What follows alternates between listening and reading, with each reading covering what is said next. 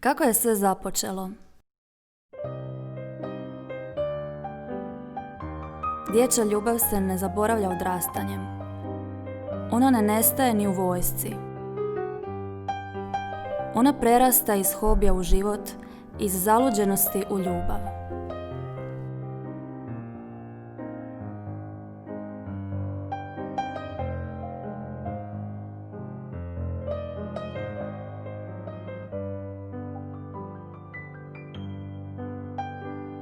Kako je izgledao put do Amerike?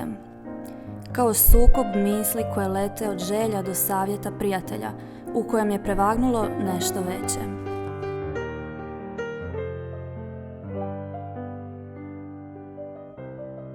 Koji je bio najveći izazov? U svijetu nepoznatog tla, lica i jezika, u konačnici sve prepreke nadilaze brojevi.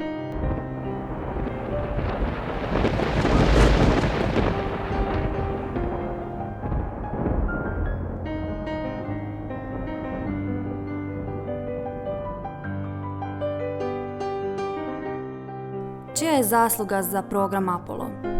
Čovjek bez lica i imena pruža pogledu jedan od najvećih trenutaka u povijesti čovječanstva.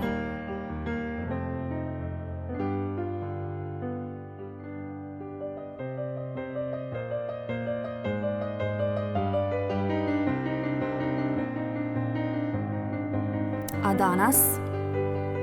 Danas, nakon posljednjeg uzleta u mirovini, vraća se kući, prvoj ljubavi, avionima.